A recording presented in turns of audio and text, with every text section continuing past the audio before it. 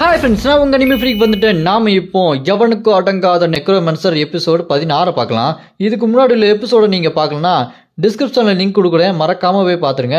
சரி வாங்க நம்ம இந்த எபிசோடுக்குள்ளே போகலாம். இந்த எபிசோட் ஸ்டார்டிங்கில் நம்ம ஹீரோ தலைமையில் நிற்கிற அந்த கிளவியை வெட்டலான்னு சொல்லிட்டு வெட்டினா அது அதை விட ஸ்பீடாக போய் நிறையா க்ளோன் மாதிரி உருவாகி நம்ம ஹீரோவை பிடிக்க வர அப்போ தான் நம்ம ஹீரோக்கே தெரியுது, ஐயோ இது என்னோட மண்டைக்குள்ளே பூந்துருச்சு போல இருக்கு, இது என் மைண்டை கண்ட்ரோல் பண்ணுதா அப்படின்னு சொல்லிட்டு கண்டுபிடிக்க நிறையா கை வந்து நம்ம ஹீரோவை பிடிக்கும் பாருங்க. அந்த கிளவியோட முகம் பெருசாக வந்து நம்ம ஹீரோவை பார்த்து கண்ணு ஆமாப்பா இப்போ நான் தலைக்குள்ளே தான் இருக்கிறேன் அப்படின்னு சொல்ல அதை பார்த்து நம்ம ஹீரோ ஐயோ கிளவி நீ பழு தைச்சியா இல்லையா இப்படி கப்படிக்குதே அப்படின்னு சொல்லிட்டு கத்த அந்த கிளவி அப்படி நம்ம ஹீரோவை முழுங்க வாயை பொழந்துட்டு அப்படி உள்ள போகும் பாருங்க. அப்புறம் என்னாச்சுன்னு பார்த்தா நம்ம ஹீரோவை அப்படி முழுசா முழுங்கிட்டு ஃப்ளேவர் சூப்பராக இருக்குப்பா அப்படின்னு சொல்ல கட் பண்ணா நம்ம ஹீரோ மறுபடியும் அந்த இடத்துல நிற்பா. முன்னாடி அந்த கிளவி நிற்கும். நம்ம ஹீரோவை பார்த்து அந்த கிளவி பாஸ் ஆகிட்டப்பா அப்படி சொல்லுமா. நம்ம ஹீரோவோ என்ன பாஸு, நீ இந்த 5வது ஃப்ளோரில் பாஸ் ஆகிட்ட, இங்கேருந்து போகலாம் அப்படின்னு சொல்ல நம்ம ஹீரோ அதை கேட்டு என்னது நான் பாஸ் ஆகிட்டேன், நான் என்ன விஷயம் எப்படி நான் பாஸ் ஆனேன் அப்படின்னு சொல்லிட்டு கன்ஃபியூஸாக கேட்க அதை கேட்டு அந்த பாட்டி இல்லைப்பா நீ உன்னோட மைண்டுக்குள்ளேயே பார்த்துட்டு இல்லை, மனசு தெளிவாக இருக்கவங்க தான் அவங்க மனசுக்குள்ளே என்ன நடக்குன்னு பார்ப்பாங்க, நீ ரொம்ப ஸ்ட்ராங்காக இருக்க நம்பிக்கையாக இருக்க, இந்த 5வது ஃப்ளோர்லேருந்து நீ இங்கேருந்து போகலாம், ஞானா நீ எல்லாரையுமே கொல்ல தானே விரும்புவ, நீ நினச்சா என்னை கொல்லலாம்ப்பா அப்படி சொல்ல அதை கேட்டு நம்ம ஹீரோ நான் எதுக்கு உன்னை கொல்ல போகிறேன், நான் என்னதான் எல்லாருமே கொண்டு ஸ்ட்ராங் ஆகணும்னு நினச்சாலும் தேவையில்லாமல் நான் யாரையும் கொல்ல மாட்டேன் அப்படின்னு சொல்ல அதை கேட்டு அந்த கிளவியும் சூப்பர்ப்பா நான் உன்னை அந்த 2 ஃப்ளோர்லையும் பாஸ் பண்ணணும்னு தான் நினைக்கிறேன், ஆனால் என்னால் முடியாது, நீ இங்கேருந்து கிளம்புப்பா நீ பாஸ் ஆகிட்ட அப்படின்னு சொல்லிட்டு நம்ம ஹீரோ அனுப்பிக்க நம்ம ஹீரோ 5வது வெரிஃபிகேஷன் முடிச்சுட்டு 6வது வெரிஃபிகேஷன் அதுவும் நம்பிக்கைக்கான வெரிஃபிகேஷன் தான். அங்கே உள்ளே போனால் அந்த இடமே ஒரு இருட்டாக இருக்கும்.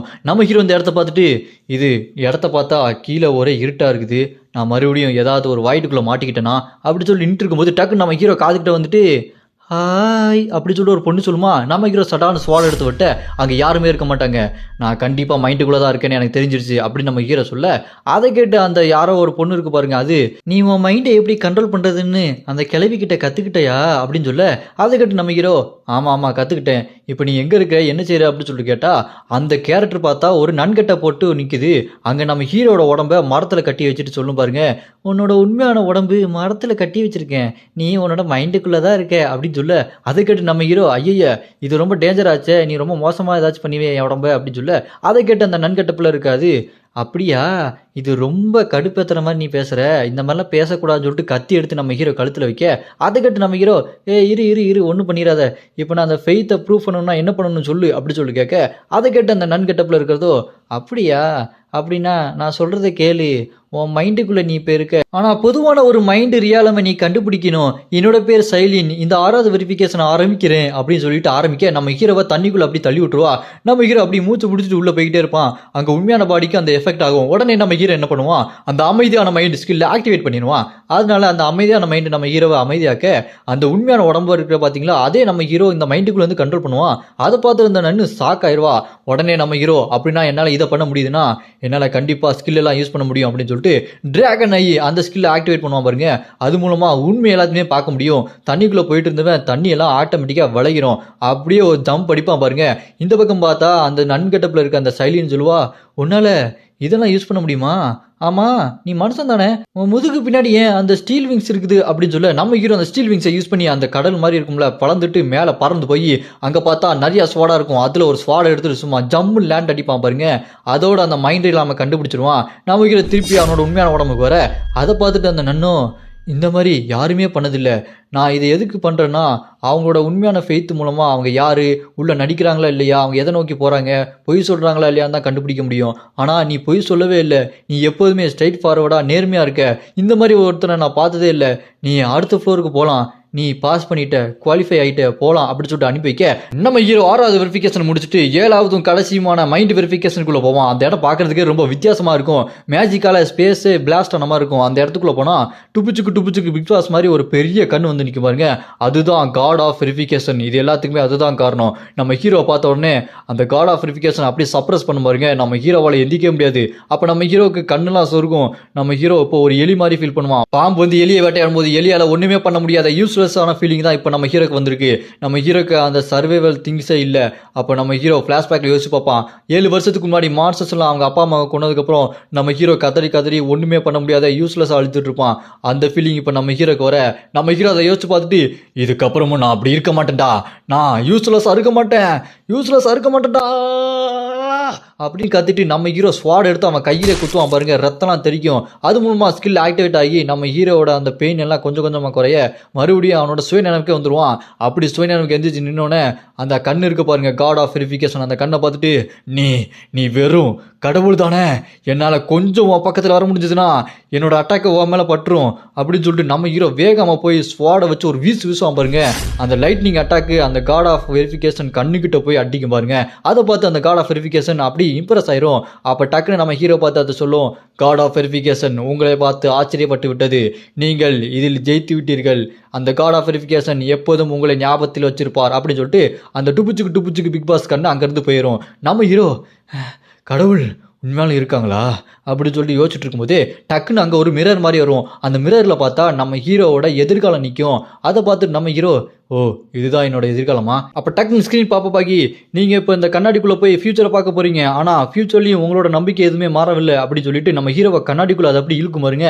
நம்ம ஹீரோ கண்ணாடிக்குள்ளே போனதுக்கப்புறம் ஃபியூச்சருக்கு போவான்னு பார்த்தா முதல்ல ஒரு வெரிஃபிகேஷன் பண்ணான் பார்த்தீங்களா, அவனை போய் பார்க்குறான். அவங்க உட்காந்து கதையை எழுதிட்டு இருக்கான்.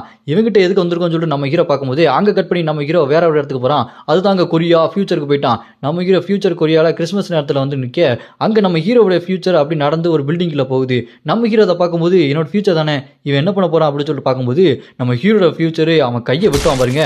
அதுலேருந்து ஸ்பிரிட் பவரில் வந்து அங்கே இருக்க மக்கள் எல்லாத்தையுமே கொண்டுட்டு இருக்கும். அதை பார்த்து நம்ம ஹீரோ என்ன பண்ணுறடா அப்படின்னு சொல்லி கத்துவான் பாருங்க. டக்கு நம்ம ஹீரோட ஸ்கில் எல்லாமே நம்ம ஹீரோவை ஒரு மாதிரி சப்ரஸ் பண்ணி தலையில் கட்டு மாதிரி போட்டு வச்சிருக்கோம். நம்ம ஹீரோவோட மானா ஸ்கில்ஸ் பவரே நம்ம ஹீரோவை ரொம்ப கஷ்டப்படுத்திட்டு இருக்கோம். அப்போ பின்னாடி யாரோ இருக்கிற மாதிரி நம்ம ஹீரோக்கு ஃபீல் ஆகும். யாருன்னு பார்த்தா ஃபர்ஸ்ட் ஒருத்தன் வெரிஃபிகேஷன் வந்தான் பார்த்தீங்களா, அவன் தாங்க. அவன் தலையை துண்டா விட்டு அவன் அங்கேருந்து போயிடுவான். இருந்தாலும் அந்த மானா ஸ்கில் எல்லாமே நம்ம ஹீரோவை கஷ்டப்படுத்த வாயிலிருந்து ரத்தத்தை கக்குவார். அங்கே ஃபியூச்சர் ஹீரோ இருக்கான் பாருங்க, அங்கே எல்லாத்தையுமே கொண்டுட்டு அவன் ஸ்பிரிட் பவரை மூலமாக சும்மா கெத்தாக நடந்து வந்துட்டு இருப்பான். அப்படியே கட் பண்ணா முறிமோட உலகத்தில் நம்ம ஃபியூச்சர் ஹீரோ முறிமோட கெட்ட போட்டு கையில் ஸ்வாடர் அங்கே போக அங்கே எல்லா முறிமும் வந்து நின்றுப்பானுங்க. அவங்கெல்லாம் நம்ம ஹீரோ பார்த்துட்டு இவன் தான் கோஸ்ட் ஸ்வாடு, இவனை பற்றி பேசிட்டு இருக்காங்க, இவன் ரொம்ப மோசமானவன் அப்படின்னு சொல்லிட்டு வந்து நிற்க பார்த்தா அந்த முறிமோட லீடர் வந்துட்டு நான் தான் அந்த லீடரு, என் கூட ஒத்தை சண்டைவான்னு சொல்ல நம்ம ஹீரோ என்ன பண்ணுவான், அதுக்கு முன்னாடி அங்கே இருக்க மற்ற எல்லாத்தையுமே கொண்டுருவான்.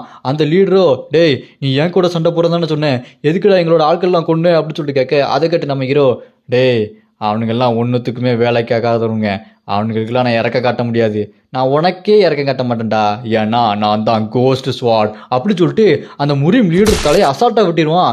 நம்ம ஹீரோ சும்மா வெறித்தனமாக மாஸ் காட்டுறாங்க.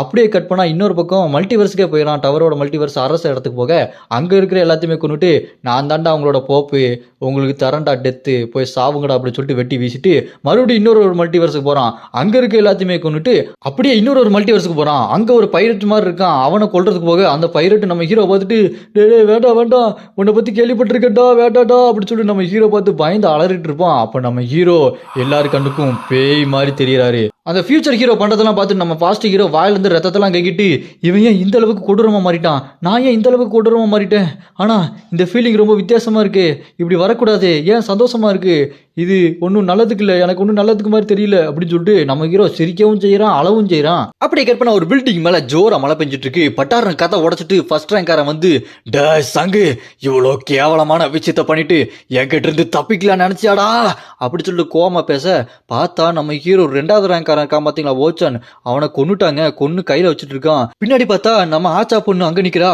நம்ம ஹீரோ பார்த்து கதறி அழுதுட்டு ஏன் சங்கு இப்படி பண்றீங்க, இந்த மாதிரி பண்றதுனால உங்களுக்கு என்ன கிடைக்குது, மனுஷங்களையா கொல்றீங்க அப்படி சொல்லிட்டு அழுதுகிட்டே கேட்க அதை கேட்டு நம்ம ஹீரோ வில்லத்தனமா சிரிச்சுக்கிட்டே சொல்லுவான், கேட்கறா பேர கேள்வி, இந்த கேள்வி எதுக்கு ஏன்ட்ட கேட்குற, இதெல்லாம் சில்லி கொஸ்டின், நான் கொல்றதுனால ரொம்ப ஸ்ட்ராங் ஆகிட்டே இருக்கேன்ல அப்படி சொல்லிட்டு வில்லத்தனமா பேச அதை பார்த்துட்டு இங்கே அவன் மதறான் கிம்மு, டேய் என்னால் லைட்னிங் மேஜிக்கை யூஸ் பண்ண முடியும் தெரியல, இப்போ மழை பெய்யுது, இதனால அந்த மேஜிக் ரொம்ப பவர்ஃபுல்லாக இருக்கும், இப்போ நீ என் கையால் சாகிறதுக்கு ரெடியாடுறா, உன்னை கொல்லாம விட மாட்டேன் சைத்தான் கே பச்சா அப்படி சொல்லிட்டு பறந்து வந்து அட்டாக் பண்ண வருவான் பாருங்க.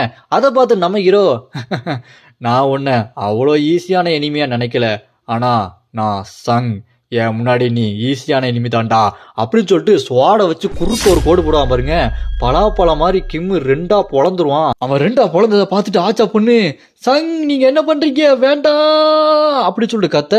அங்க பார்த்தா பாஸ்டிக் ஹீரோ இருக்கான் பாருங்க. சின்கார்னியேஷன் யூஸ் ஆகி என்ன ஆகும், நம்ம ஹீரோ பாஸ்டிக் ஹீரோ ஃபியூச்சர் உடம்புக்குள்ள போயிடுவான். இப்போ 2 பேருமே ஒரே உடம்புக்குள்ள இருக்காங்க. நம்ம ஹீரோவோ இப்ப என்ன நடக்குது, நான் ஆச்சாவை கொல்ல போறேனா, ஆனா ஏன் நான் இப்படி பண்றேன், இல்ல இந்த ஃபியூச்சர் உடம்பு என்னோட பாஸ்ட் மைண்டை கண்ட்ரோல் பண்ண விடக்கூடாது அப்படின்னு சொல்லி யோசிச்சு பார்த்தா தான் தெரியும். அந்த ஃபர்ஸ்ட் வெரிஃபிகேஷன்ல அவனை கொன்னதுக்கு அப்புறம் ஒரு மிரர் எடுத்திருப்பான் நம்ம ஹீரோ. அந்த மிரரை யூஸ் பண்ணி நான் இவன் கிட்ட கண்ட்ரோல் ஆக மாட்டேன், நான் தனியா தான்டா இருப்பேன், நான் நல்லவன்டா, உன்ன மாதிரி ஒரு கேடு கெட்டவன் இல்லடா அப்படின்னு சொல்லிட்டு நம்ம பாஸ்ட் ஹீரோ என்ன பண்ணுவான், ஃபியூச்சர் இருக்கிற உடம்ப கிழிச்சுக்கிட்டு வெளியே வருவான் பாருங்க. அந்த ஃபியூச்சர் உடம்பை கிழிச்சுக்கிட்டு வெளியே வந்ததுக்கு அப்புறம் தான் தெரியுது இந்த மைண்ட் வெரிஃபிகேஷன் இப்போ தாங்க முடிஞ்சிருக்குது. அப்பனா அந்த கண்ணு போனதுக்கு அப்புறம் முடியலையா, நம்ம ஹீரோ அதை பார்த்துட்டு அப்படின்னா இந்த மைண்ட் வெரிஃபிகேஷன் தான் இதுக்கெல்லாம் காரணமா, நான் முடிச்சுட்டேனா அப்படி சொல்லிட்டு அந்த கண்ணாடிக்கு வெளியே அந்த பழைய இடத்துலயே வந்து நிப்பான். அப்படி நிற்கும் போது டக்குன்னு ஸ்கிரீன்லாம் பாப்பாகி காட் ஆஃப் வெரிஃபிகேஷன் உங்களை பார்த்து ரொம்ப சந்தோஷப்பட்டாரு, உங்களை மாதிரி ஒருத்தர் அவரை பார்த்ததே இல்லை, உங்களை அவருக்கு ரொம்பவே பிடிச்சிருக்கு, நீங்க இப்ப டைரக்டா அவரோட ரியாலமுக்கு போய் பார்க்க போறீங்க, இதுக்கு முன்னாடி அவரோட ரியாலமுக்கு யாருமே போனது இல்லை, உங்களை அவர் டைரக்டா கூப்பிடுறாரு, இதுக்கப்புறம் எந்த அட்மினும் உங்களை ஸ்ட்ரைட்டா பார்க்கவே முடியாது, அந்த காட் ரியாலம்ல எந்த அட்மினுமே நீங்க என்ன பண்றீங்கன்னு கவனிக்க முடியாது, நீங்க இப்ப ஸ்ட்ரைட்டா காட் ஆஃப் ரியாலமுக்கு போறீங்க அப்படின்னு சொல்லிட்டு நம்ம ஹீரோ அப்படியே அந்த காடு மேல தூக்கும் பாருங்க. நம்ம ஹீரோ அப்படியே அந்த காட் ரியாலமுக்கு போவான்.